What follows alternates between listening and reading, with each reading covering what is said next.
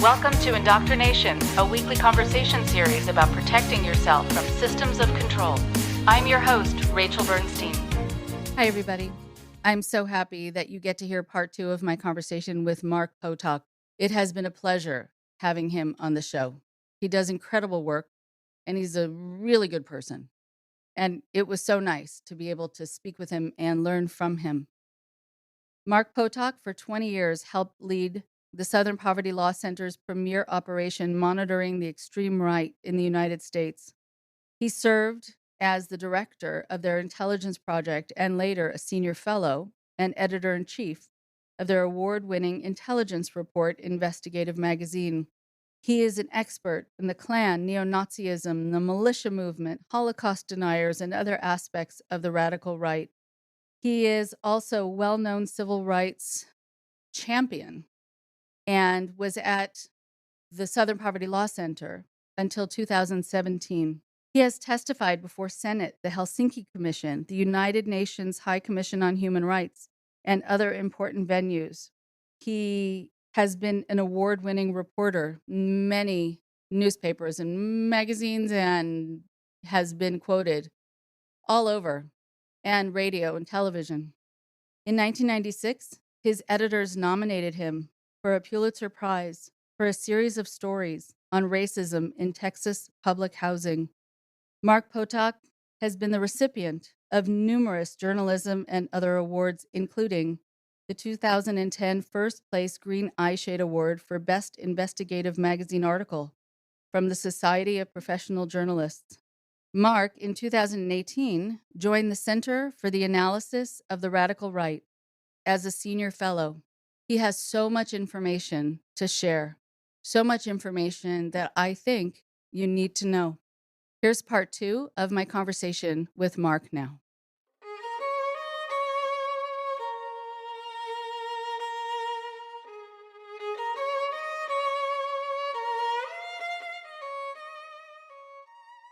I know that, this kind of work, when you care about what's happening in the world to this degree and see it in so many different areas, you want to be able to speak in front of different groups of people to try to educate them, to try to, I guess, shift perception, but more really open people's eyes. And I heard that you had testified in front of the United Nations High Commission on Human Rights. And I'm curious to hear you talk about that. And what was that about? I mean, it was interesting. I went to Geneva to do it, and I had to present a paper and then give a speech and so on. Essentially what they were interested in, this was quite a while ago, 25 years ago or so, was the internet. So what they wanted to know was, is the internet going to destroy the world? And I was there to say, no, it's not going to destroy the world. But yes, it's true that the internet is helping these groups to grow. It's helping them to spread propaganda theories. And in fact, it's turned out to be relatively useful for actually recruiting young people into the movement. So, does an appearance like that change much? I doubt it very much. Cumulatively, does it change things when I and 30 or 40 or 100 other people testify over the years or make statements? Perhaps it does. But in any case, it was a part of an early effort to understand the role of the internet. This, of course, is before social media, in helping the radical right to expand its reach. Right. It is a both and situation, of course. There are a lot of cults that actually just do their recruiting online. In the 90s, large majority of sociologists and criminologists and so on believed that it essentially wasn't possible to recruit people, or at least to recruit people to the point that they were willing to carry out acts of terrorist violence via a computer screen, right? So most of the field back then thought, no, that's got to happen in face-to-face recruiting. You've got to build up a personal relationship with somebody, and that's what really brings you to the point of being willing to act out with criminal violence. And that turned out to be very wrong. It was, I think, first Al-Qaeda and later ISIS that showed clearly that you could recruit people to do incredible things, blow themselves up along with 100 other people, in a market someplace, people completely innocent of whatever ills they were being accused of. I would say that it became most obvious in the movement, in the radical right in the United States, with the Charleston massacre carried out by Dylann Roof. Because Dylann Roof, the guy who murdered 9 Black churchgoers, saying, I have to do this. You're taking over our country and you're raping our women, right? Those were his last words before he began shooting, or something very close to that. Well, the interesting thing about Dylan Roof is that Roof never interacted with anybody in the white supremacist world. He was a kid who was basically off to himself. He read some pages on the internet, but principally he read one page from a white supremacist group called the Council of Conservative Citizens, which is basically at that point was just a huge list of crimes, black on white crimes, which were supposed to show that black people are, there's a plan, right? They're all out there murdering white people and raping white women and so on. In any case, that's what motivated Dylan Roof. He certainly knew about white supremacist groups, but even online, he had virtually no interactions with anybody. So it was a remarkable thing. Talk about self-radicalized, right? This is a guy who first heard about the Trayvon Martin case, decided that Trayvon Martin was wrong. He probably should have been killed. And then in the course of reading about that, wound up at this Council of Conservative Citizens page and went, oh my God, right? White people are under attack by them, the African Americans, all of them. Therefore, I need to start killing them, including kindly old ladies in a Bible study in church. Right. So while I agree that having the internet, having access to it has certainly helped a lot of people be able to get information, be able to access the site for the Center for Analysis or Southern Poverty Law Center, et cetera, get curriculum materials. Actually, I know a lot of teachers are downloading curriculum materials to teach tolerance and other words for it, but basically educating people about what's out there and also how to have conversations and how to also have a sense of who you are, which is something that I like to teach when I'm teaching about cults, sort of having a sense of self, so that if you're not sure who you are, there are plenty of people out there who will be happy to tell you and define you based on what serves them. And so I think that what is also true is that, yes, many people get recruited into cults, into certain kinds of thinking, QAnon and the like. There are, people like Stephen Molyneux, who, people will leave their families in the middle of the night to go meet up with other groups of his followers, having never met him and never met the followers yet. What I find happens is that there is a way that on people's computers in the darkness of their room, in the loneliness sometimes of their lives, they feel like they're being visited by a friend. And it pierces that isolation. And there's also kind of an intimacy about that and a safety, because you don't even have to show yourself, especially if you're feeling insecure about yourself in some way. You don't have to show yourself. You can be loved in a way that you think is unconditional. Well, I think that we're really getting to the heart of what I think is an important part of this discussion, which is how is it that people are kind of sucked into this world, or how do they go into this world? And I think that that's absolutely true. And I don't at all mean to overstate the importance of the internet. I think it's very often overstated, and we can go back to that. But let me say, for instance, there's been important scholarly work done on why women join extremist groups. By a scholar, Kathleen Blee. And Kathleen, made some very important findings, the principal one of which was the fact that most women who join extremist groups in America do not join for reasons of ideology. And they're really joining to kind of constitute or reconstitute the family, right? To make a community around them that they don't have. And these are very often, as you're suggesting, people who feel vulnerable, maybe because they're young, maybe because they had a rough upbringing, maybe because there was a family disruption early on, or maybe it's because they have a quote unquote secret. I think of a woman I knew who got into this world because she had a very strict father, not a very nice guy, who said something to her once like, you can do anything you want in life and go out with anyone you want, honey, but never come back here with a black man or a white woman. Well, it turned out Angie King, my friend, was lesbian.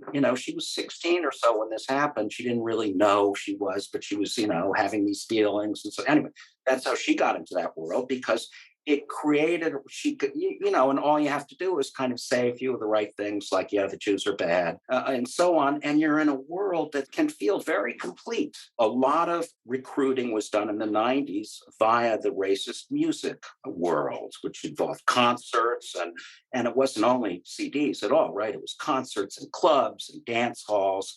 Um, and, a kid entering that world finds not only a bunch of nasty thugs sitting around talking about, beating up Jews or beating up black people in the streets. It's a club, right? And it's an exclusive club. And it's a club that not only is friendly to you and puts their arms around you, but it's a club that gives you secret knowledge. And you have a kind of secret language you speak among yourselves. And then you've got your music and you've got drugs. And for the boys, there are girls, and for the girls, there are boys, right? So I remember early on in my journalistic career, I wrote few stories about girl gangs. These were Hispanic girl gangs. And, talking to the experts back then, very much the same thing, right? It wasn't so much they wanted to go beat up people or burglarize houses or carry out home invasions or get into shootouts in the street.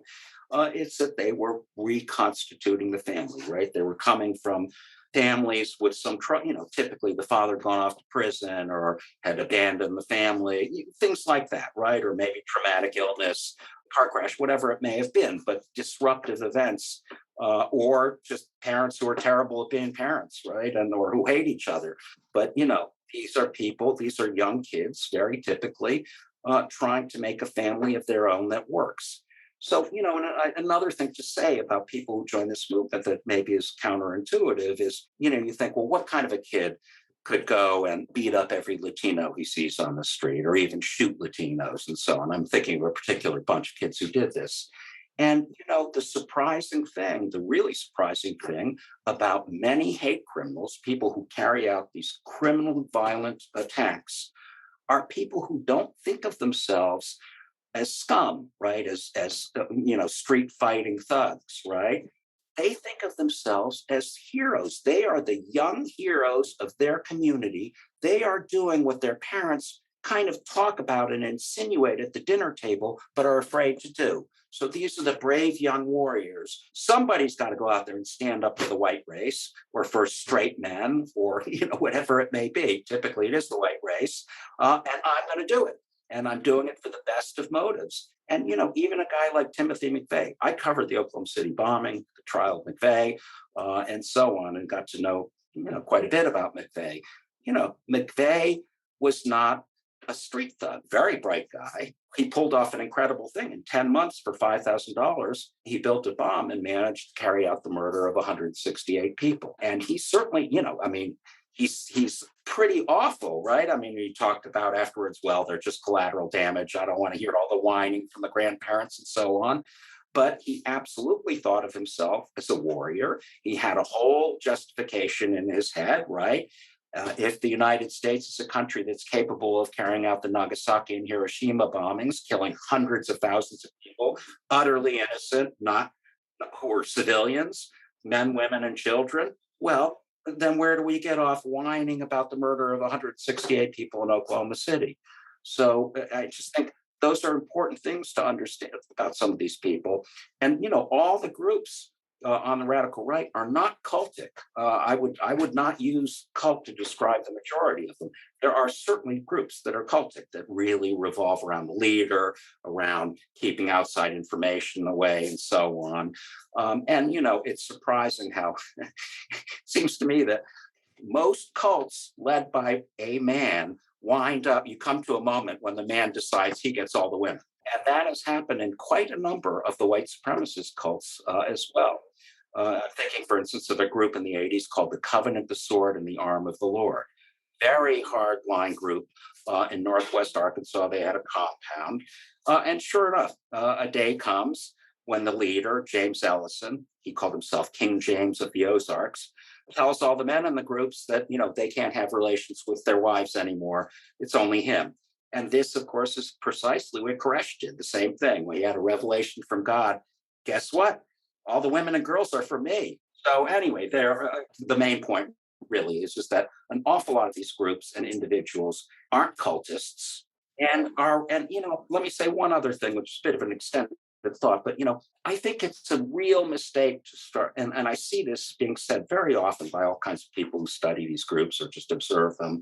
The idea that they are the product, or that the movement as a whole, the radical right as a whole, is the product of essentially trivial things like the internet, right? Algorithms on Facebook. That's what's making all these white supremacists. Or as you will hear on Fox News and the Drudge Report and that whole world of right-wing media, you know, they smoked too much marijuana when they were kids. They watched too many violent movies. If only we could get a girlfriend for every guy in this movement, it would go away. Or they're all mentally ill. On and on and on. And these are things you hear said by, grown-up politicians and people on television all the time. And in my opinion, they're ridiculous.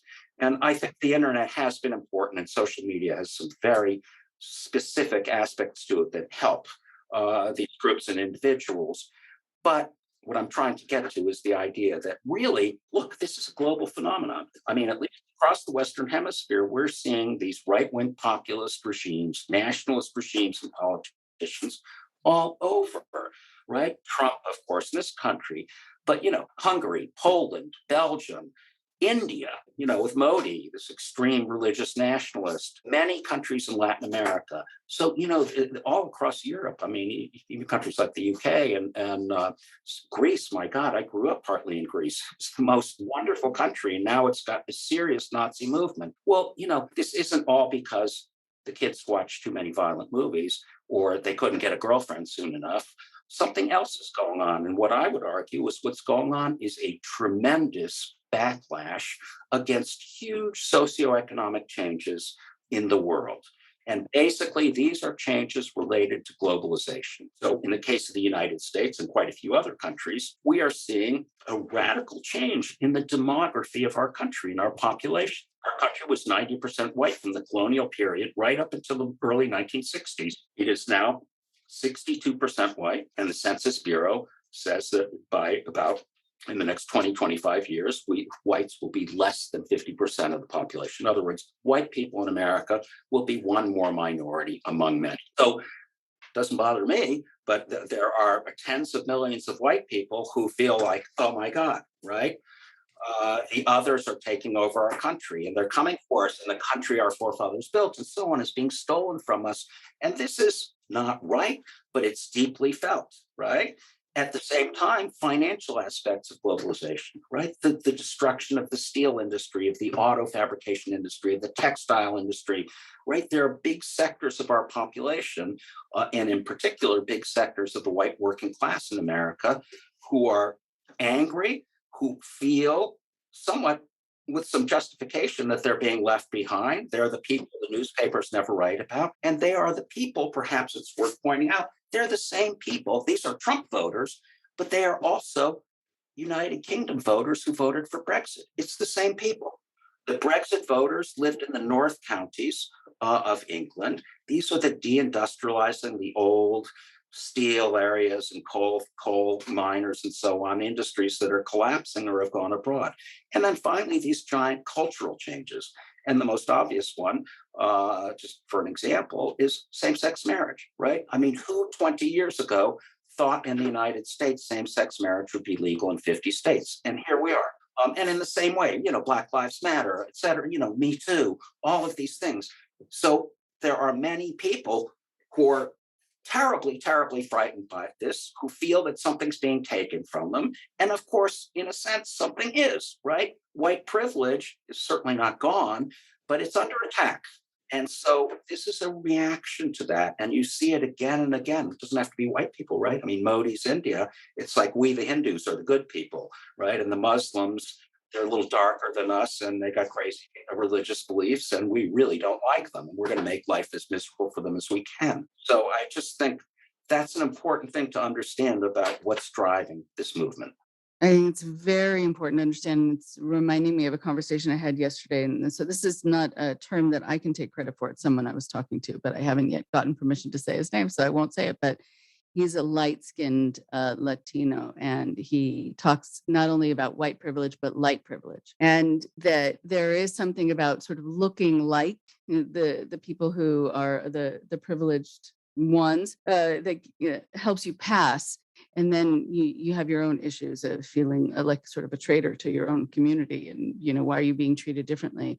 But also that you can be a spokesperson in that way and people might listen to you more, which also has its own internal conflicts. But yes, I think, when you say that, white privilege is under attack, my instinctive response is good. I can't help it. Yes, it shouldn't have ever been. But yes, I know for a lot of people, it does make them feel very much afraid. I know there have been some studies, and this is not to say that it's all true about all people, because, we can't think that way. And that's not sophisticated thinking in general, but that's also where people get into trouble. But that people who are more conservative in their political thinking typically also rate higher on a scale of anxiety. And binary thinking too, right? And binary thinking.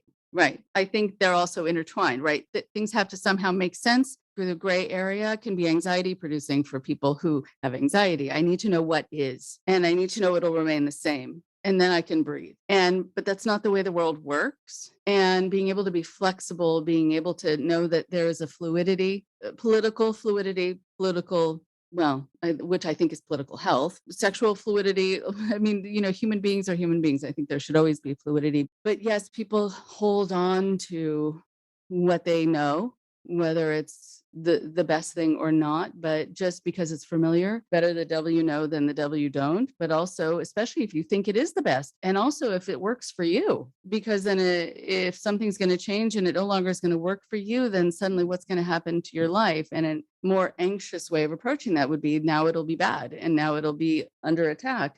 A less anxious approach is, well, let's see what happens. It might still be fine. And so I think we're up against a lot of anxiety. And I think that's why, our political climate over the last many years was a fear-mongering climate, because of the need to stoke this anxiety.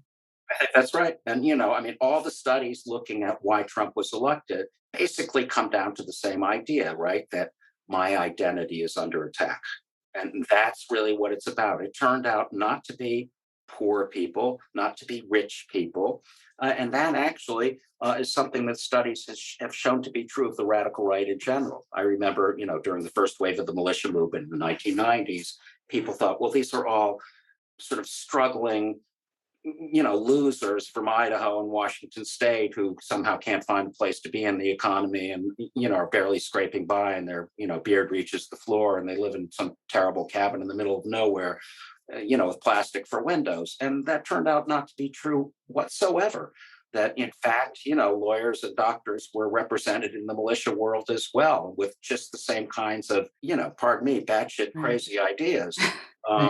It wasn't a class thing. Turned out it was a thing about my identity as an American. And, factoring into this, I think strongly, is the idea that there has been for many decades a lot big hunk of the American sort of experiment. People really have felt that their kids are going to do better than them, and their kids of their kids will do better than the kids. That it was a sort of a march forward. And that I think kind of reaffirms, or it kind of plugs into an affirmation of science too, right? Because we're becoming a more scientific society. We knew how we could put a guy on the moon, and do all of these things. We could cure cancer, right? I mean, things were getting better. We were living longer and so on. And it's not true, at least anymore, at least for a pretty sizable hunk of the population.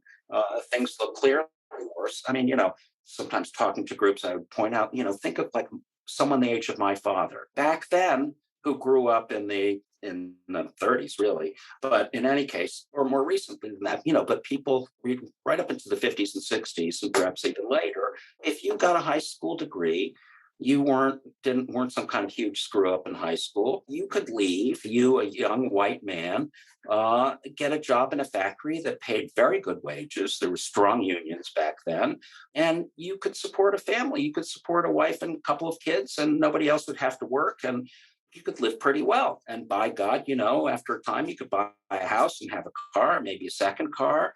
And it's a very different world now. If you don't have a high school degree now, God help you, right, in the job market. And really, if you don't have a college degree, you're not going to do well for sure. So it's just a different place than it was. The world is a lot more difficult for a lot of people, and in particular, this sort of core audience we're talking about, white people.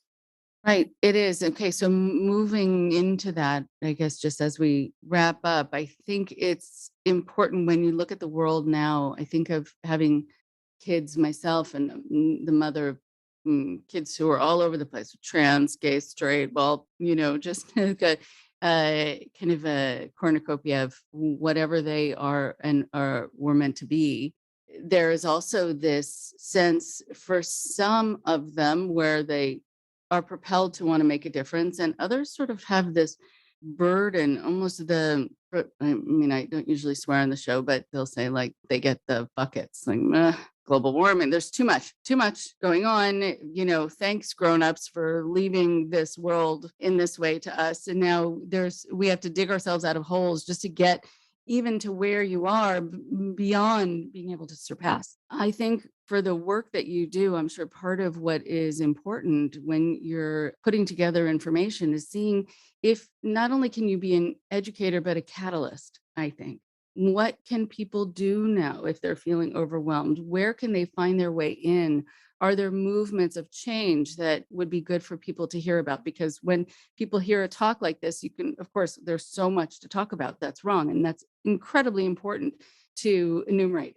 And going back to the predicate part, now what can people do about it? Well, let me first say that I'm sympathetic to people feeling like that. And, for me, I have that reaction a little to global warming. It's bad, really, really bad. And, every month there's something that makes it look worse. It's moving faster and more scarily. And, I can barely read the global warming news every day. And for me, the reason is that there's nothing I can do about it. I don't really know much about it. I'm certainly no expert on global warming. So it's like I feel completely powerless. I feel differently in the world of the radical right because I've been working on it for 25, 28 years, something like that. So, I mean, what can people do? Well, let me first start by saying, what I did was a very specific kind of style. I mean, I was perfectly happy to be, in combat, right? So there's a part, and I think it's great stuff and important, right? I mean, French resistance, whatever, right? I mean, some people have to fight. And so for me, that meant creating the intelligence report as an investigative magazine with the purpose of showing the hypocrisy of the movement, even with the purpose of sowing discord among the groups in the movement by truth telling, right? By pointing out what was going on behind the groups and so on, or by taking on more public figures, the Lou Dobbses of the world, Hannity and so on. So I think there's something to be gained. Somebody's got to say the truth and say it straight. And, when I did an awful lot of TV over 20 years. I mean, print as well. I just dealt with a lot of reporters, but, I felt like for me, the key was to be cool, calm, collected, and have your facts at your fingertips. Don't get baited. And also, I'm with Deborah Lipstadt in that I and others at the Southern Poverty Law Center decided many, many years ago that we're not going to get on a stage and do a debate with a Nazi. Was National Socialism good or bad, right? That kind of thing. Right? Did the Holocaust happen or didn't it happen? Because, you in effect are giving air to those people. And at a certain point, you've got to say, I'm not going to debate perfectly obvious reality. Beyond that, for people who are not working at an anti-racist organization or in some way involved like that, a big part of what's going on, it seems to me, is this incredible need for bridge building in our communities. And what I mean is that, there's been a fair amount of social science work to show that, as communities get more diverse, trust falls. If all my neighbors aren't white and Christian like me, or white and Jewish like me, or whatever it might be, I'm not too sure. Maybe they're the ones who are stealing my lawnmower, who, let their dog do his business on my lawn, or whatever it is. So obviously we are in a world, thanks to globalization, and I'm not suggesting it's a bad thing, but it's a thing. Whether you think of it as bad, good, bad, or ugly, it's happening and nothing's going to stop it. So, there is a lot of work to be done building bridges among these communities. And, I think one of the most, really remarkable things have been things like somebody burns down a Muslim center. And 3 days later in Houston, the local big synagogue invites the Muslim worshipers to come and worship in their space, right? I mean, now we're talking about something that matters. And, that's particularly poignant given Israel and the friction between Jews and Muslims and so on. But, that can happen in all kinds of very small ways. And, that's, to me, is the single most important thing. Now, you get to a question about, as an individual, how much are you going to confront people? Like the kids you talked about, they've got crazy anti-vaxxer parents, right? Parents who are willing to sock somebody in the face, some other parent of the same school, because they don't agree with them on vaccinations or have the temerity to point out that that's, not what science says or what's been shown clearly be the case. And that's a tough one, right? I mean, I don't recommend that everybody go out there and step into dangerous situations. And yet, you're in a bar and a black and white couple walk in, and some nasty looking character starts to threaten them, call them names because, they're race mixers or whatever. Well, if the people in the bar don't stand up and say something about that, those people are victims. They aren't even bystanders. They're worse than bystanders. So I don't have a simple answer for you. I mean, I think there's a lot of work to be done at a lot of levels. And, I will say that as a political matter, I mean, I consider myself a person of the left, basically. And I will say candidly that I think the left over the last 30 years or so has done a pretty piss poor job of organizing to make the world a better place, in particular our country. And what I mean is that over the last 30 or 40 years, the political right in this country has built a set of institutions, of foundations, of professorships, of financing organizations, a whole world that supports the political right, but also supports the political radical right. Meanwhile, this is my criticism, to a very large extent, the left was sort of sitting around arguing about bloody stupid things. For instance, I think this is always my sort of fallback example, but there are many examples. I remember when the Berkeley California City Council spent, a couple of weeks arguing about the pressing question of whether to rename manholes in streets person holes, because, it's so obviously sexist. And you just feel like, well, maybe we ought to push that to the end of our agenda. And in the same way, I personally could do without some of the campus speech codes and the safe spaces and all that stuff. I think it's ridiculous. Look, enough is enough. Why don't we, the world is in a very tough place right now. Maybe we could worry a little less about microaggressions and a little more about the real aggressions, the macroaggressions. Yeah. I go around watching different news outlets, and I found that during the Trump presidency, I called CNN the network of the pregnant pause, because there would be a clip and then it would go back to whoever was in studio and they'd be looking at the camera like, Holy moly. what? And there was a silence. And so I think people were just dealing with the shock of it and the what of it. But you're right that there hasn't been the, okay, and now we need to mobilize. We need to put efforts together where we really do zero in on what's important. And let's be smart about it. Maybe it's not so smart to firebomb police stations in Portland, Oregon. Maybe that's counterproductive. Maybe the Antifa guys out there, stabbing Klansmen in California, Klan demonstrations, aren't really helping the world. And I'm not, big critic of the Antifa world. I think the criticism is very much overstated. But look, there really is a small world out there of people who think the greatest thing you could do is punch some Nazi in the face.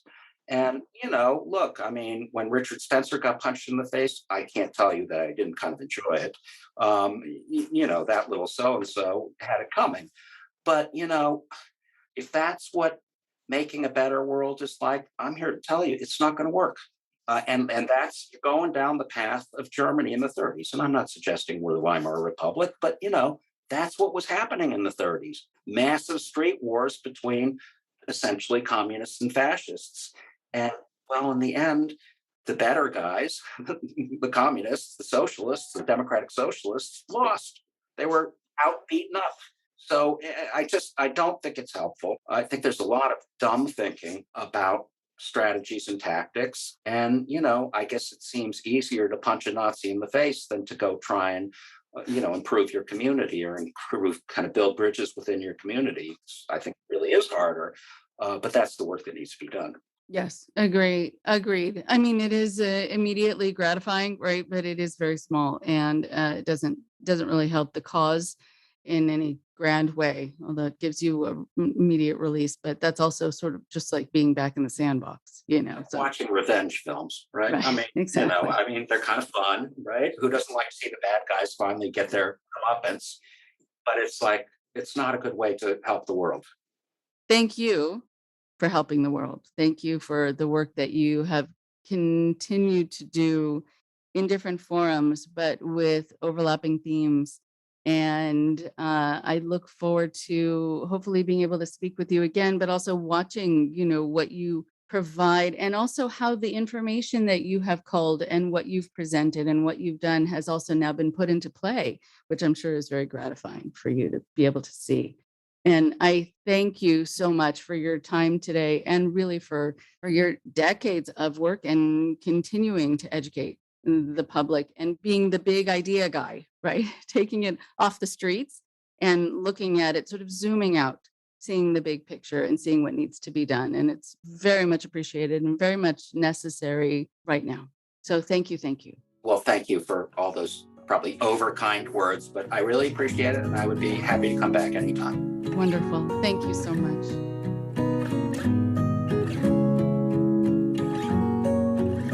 One more thing before you go.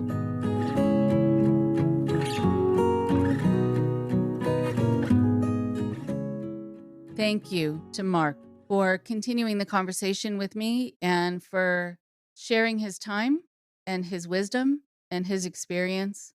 I'm so glad you got to hear part 2 of my 2-part conversation with him. If you did not hear part 1 yet, please check for last week's episode. Mark is somebody who thinks in big ways, and I value that. He's also someone who cares about what's happening in the world now and also helping to set up a world and fortify a world that makes more sense and is safer for the next generations.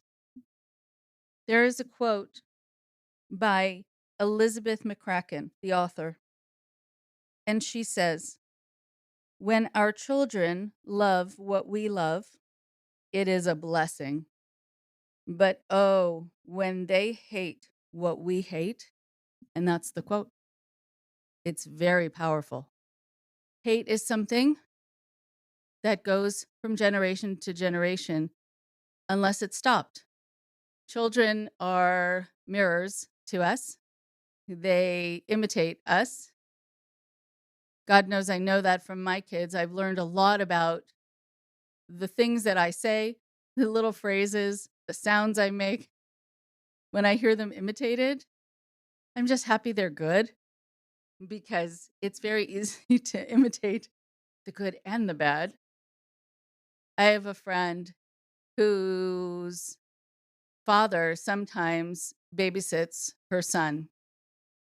And she knows, actually, even before she hears, oh, grandpa came over to spend some time with her son, she knows that he spent time with his grandfather because right after he does, when he gets up from the couch, he goes, "Oy."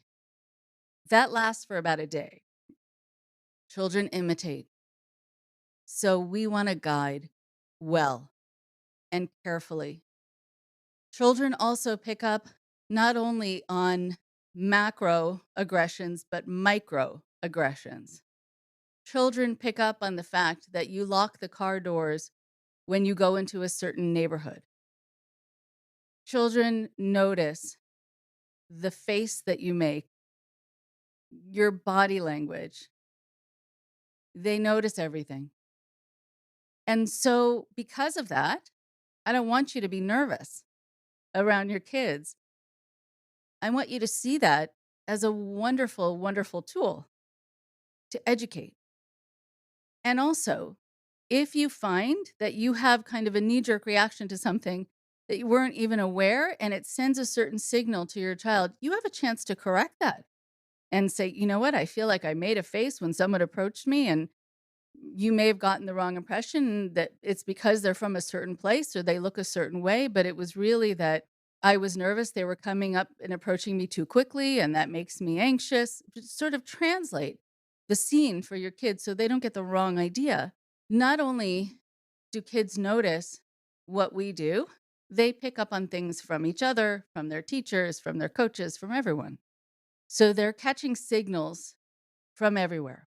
When you hear kids hating what you hate, hating certain people, hating certain relatives just because you had a bad time with them in 1970, whatever, and now they have to hate that person too, you want to understand how much your own issues can serve, unfortunately, as a lens you're putting on your child through which they see people, through which they see the world. It's also a poison that you're feeding to them in an attempt, I think, to have some support, in an attempt to pass along this information to future generations. You are potentially poisoning them. Give them a chance. Give them a chance to meet people on their own terms. Give them a chance to meet Aunt whoever, who you happen to hate, because maybe in the last 40, 50 years, that aunt has changed a bit. Give your kids a chance. That is a gift. Hold back if you can. And if you notice, though, that you really do like passing on the hate to your kids, that it's going to be something that's going to feel like a runaway train. If you change your mind, if you change your feelings about things, you've already set something, sometimes in stone, for your children. And they may have already passed it on to their children. So be careful. If you have a chance to impart information, have it be wisdom.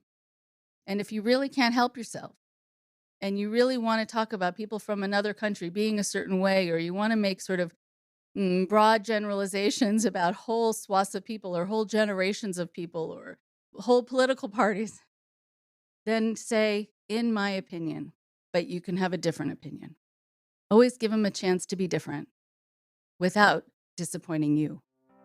Talk to you next week. Thank you very much for listening. Please support Indoctrination on Patreon at patreon.com/indoctrination. Be sure to give us a follow on our social media.